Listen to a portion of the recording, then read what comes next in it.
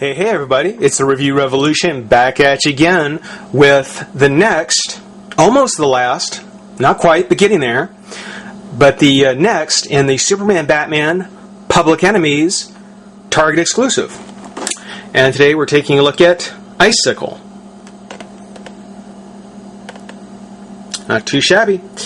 Here we've got the Superman, here we've got the Batman, got the logo on the pack, and the brick background. So nothing new. Here we have Icicle, the figure. Just like it says here, the figure.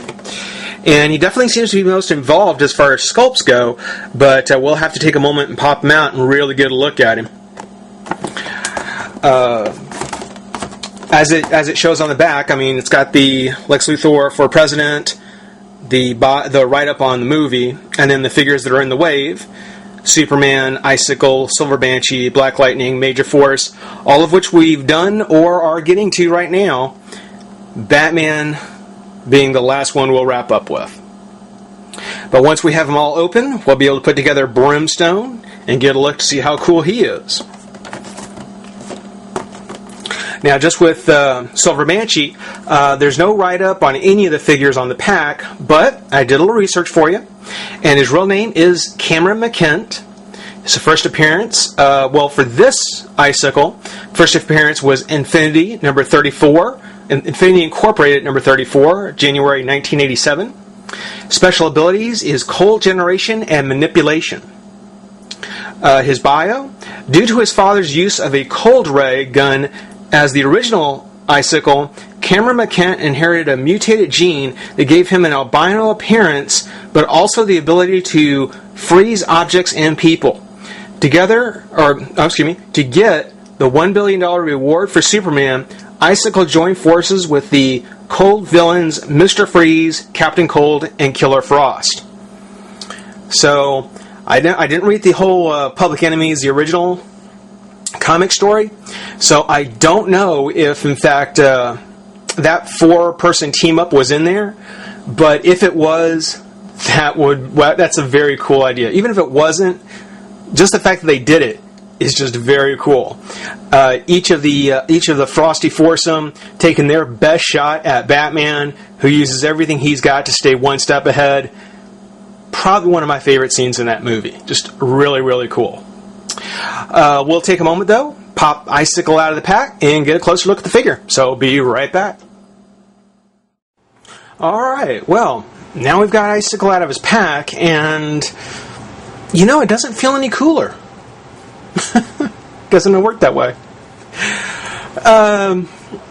One of the first things I noticed when I took him out of the pack, and I took a few minutes kind of admiring it, is the fact that he really does look bigger. He looks like a larger character. He's not. I mean, not as far as the Public Enemies figures go. I mean, they're all slightly larger than the DC universe, but on his own, Icicle definitely comes across as a slightly larger figure. Again, he isn't. It's the same base body that's being used for all of the male figures in the line. Just kind of the black bodysuit. I don't know if it's the elongated kind of Icicle, clawed hands. I don't know. Maybe if it's the frosty kind of build up around his neck. Maybe it's his little head. I don't know, but something about him definitely gives an appearance of being much larger, much bigger, and it's very cool. Now, this version, this appearance of Icicle, I believe is pretty much original. I think this is the interpretation for the Public Enemies. I could be wrong, but I have to say it's actually done fairly well. Starting with the face and that nose, you can see it's a really great sculpt on the face. The hair is actually done pretty nice. I love kind of the pointed beard along with the nose. That's just kind of a lot of great character there. The only drawback is that, when you look, you can see the nose is actually just plugged in there. It's not all one piece on the head. And the nose is actually made of the same translucent plastic as the arms. So being it's not even made out of the same plastic, and it is kind of just plugged in there, when you look at it closely, it does kind of, it is a little off-putting. It is a little kind of unusual when you look at it. I guess kind of going along in that same lines, the frosty part around his neck and the arms and the nose are all kind of this translucent plastic.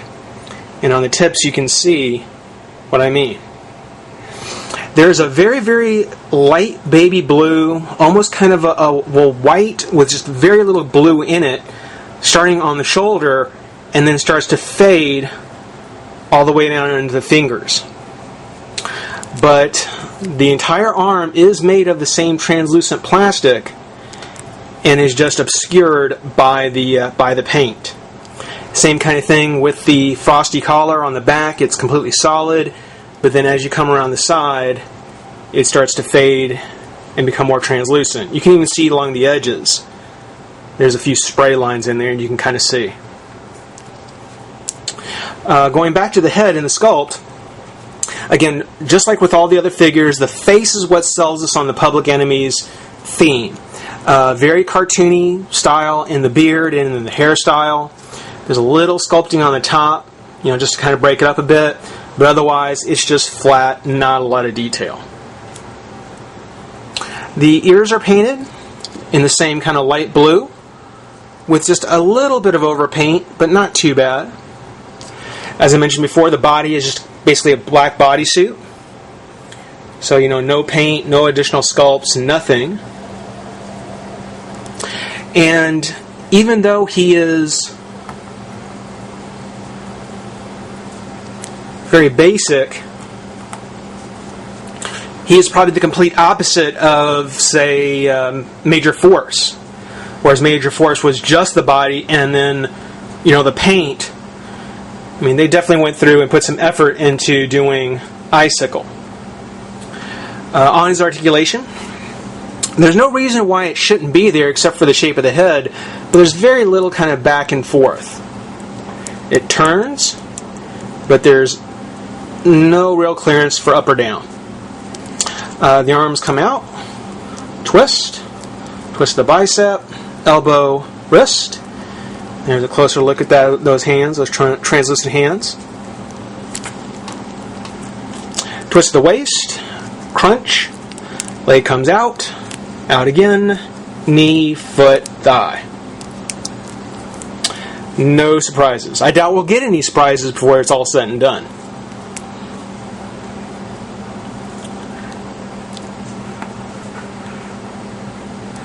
Now, as it's been said by multiple people, when it came to the figures that were put into this wave, I think that with the amount of effort and work that got put into doing Icicle, he's a good one to have.